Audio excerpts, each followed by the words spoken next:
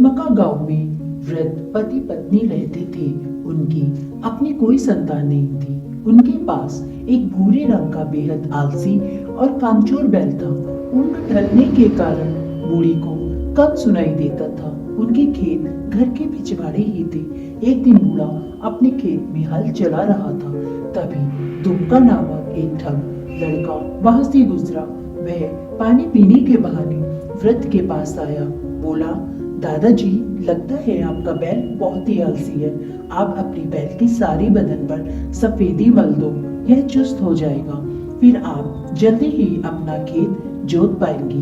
बूढ़े ने दुमका की बात पर विश्वास कर लिया। वह बैल पर सफेदी मलने लगा।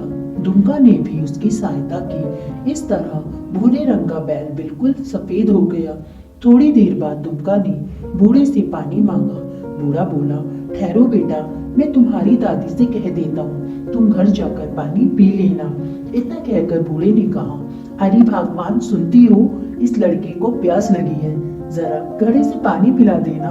बुढ़िया को कम सुनाई देता था, इसलिए उसे घड़े में से पानी की जगह सुनाई दिया कि घड़े में से सोने की मोहरें दे देना। दुमका ने बुढ़िया के पास जाकर कहा, दादाजी ने मुझे एक घड़ा। बुढ़िया ने कहा, क्या घड़ा घड़ा कर रहे हो?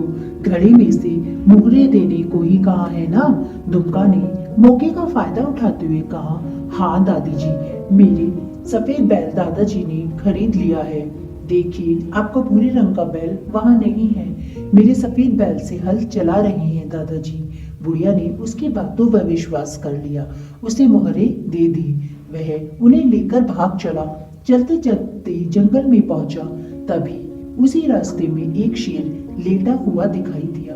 डर के मारे उसके हाथ पैर कांपने लगे। काफी हिम्मत जुटाकर अचानक उसने शेर की पूंछ कसकर पकड़ी और चारों ओर घुमाने लगा। इस तरह घुमाने से उसकी सारी मोहरें इधर उधर बिखर गई।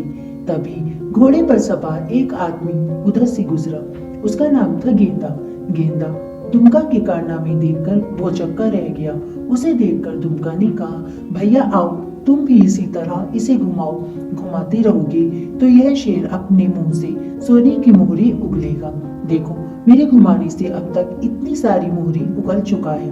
आओ, थोड़ी देर के लिए घुमाते रहो, तब तक मैं इन मोहरों को बीनता हूँ। ठीक है, कहते हुए गेंद्रा भी शेर की पूंछ पकड़कर दोगुनी ताकत लगाकर जोर जोर से घुमाने लगा।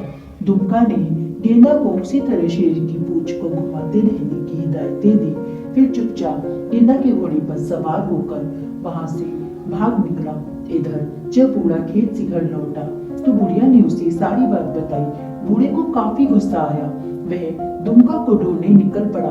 बूढ़ा भी चलते चलते उसी जंगल में पहुंचा। वहीं गेंदा को शेर की पूंछ पकड़कर घुमाते देख वह चकित रह गया। इस तरह हवा में घूमते घूमते शेर भी परेशान हो उठा था। वह किसी तरह गेंदा के हाथों से छूटने की कोशिश कर रहा था। इधर गेंदा ने सोचा कि अगर मैं इसे छोड़ देगा तो यह उसे खा जाएगा। अचानक गेंदा के हाथों से शेर की पूंछ छूट गई। शेर दुम दबाकर जंगल के अंदर भाग गया। तभी बूढ़ी ने गेंदा को दुमका समझकर पकड़ लिया। फिर गेंदा की सारी बातें सुन वे दोनों दुमका ठग को ढूंढने निकल पड़े। दूर जाते दुमका ने उन्हें अपने पीछे आते देख लिया। भागते भागते दुमका एक व्यापारी के घर पहुंचा। व्यापारी ने उससे पूछा कि वह क्या करता है, कहाँ से आया है। दुमका ने बताया कि वह नौकरों को काम दिलवाता है। व्यापारी ने कहा कि उसे भी 2 नौकरों की जरूरत है। दुमका ने इसके बदले में 80 मोहरें मांगी। व्यापारी से कहा कि अभी उसे ढूंढते 2 आदमी आएंगे, वही उसके नौकर है। इतना कहकर दुमका मोहरें लेकर चला गया।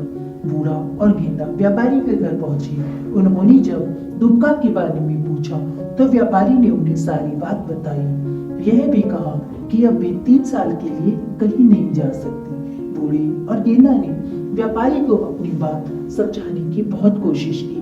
बताया कि दुमका ठग है, उन्हें धोखा देकर भागा है, मगर व्यापारी ने उनकी एक न सुनी। दोनों को मजबूर होकर 3 साल के लिए व्यापारी के घर में नौकरी करनी पड़ी। इसी तरह लोगों को ठगते ठगते दुमका डेफू नामक एक राज्य में जा पहुंचा। एक दिन राजा को ठगने के इरादे से वह भोर होने से पहले घोड़े के पास पहुंचा। अपनी सोने की मोहरें इधर उधर बिखेर दी। फिर थोड़ी देर बाद एक एक करके उन्हें बीनने लगा। तभी राजा की एक दासी की नजर उस पर पड़ी। उसने पूछा कि वह क्या बीन रहा है। दुमका ने कहा कि उसका घोड़ा बोर होने से पहले अपने मुंह से मुहरे निकालता है, वह उन्हीं को बीन रहा था।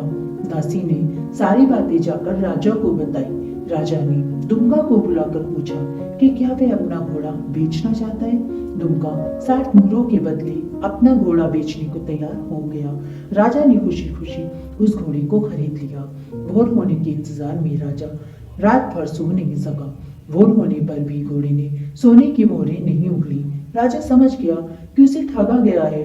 गुस्से में राजा ने घोड़े को भगा दिया। ऐलान किया कि जो भी ठग को पकड़ कर लाएगा उसे इनाम दिया जाएगा। दुमका लोगों को ठगते ठगते दीमापुर राज्य में जा पहुंचा। वहां का राजा बहुत ही चतुर और बुद्धिमान था। एक दिन दुमका एक बकरी को खरीदकर राजा के पास ले गया। उसे बेचने की इच्छा जाहिर की। कहा कि यह बकरी जाड़े को खा जाती है। राजा ने उसकी बात सुनकर कहा, मैं इसे खरीदूंगा, मगर तुम्हें बिना कपड़े पहने एक रात इस बकरी के पास बितानी होगी, जिससे साबित हो सके कि सचमुच यह बकरी जाड़े को खा जाती है। दुमका ने राजा की बातें मान ली। हड्डी कपाने वाली ठंड में दुमका के कुछ कपड़े उतारकर बकरी के साथ रखा गया। राजा भी अपने मंत्रियों के साथ वहां आया।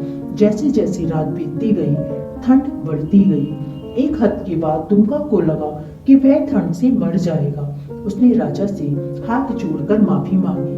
कहा कि ऐसी गलती कभी नहीं करेगा, लेकिन राजा ने उसे माफ करने से इनकार कर दिया। सैनिकों ने दुमका को पकड़कर कारागार में हमेशा के लिए डाल दिया।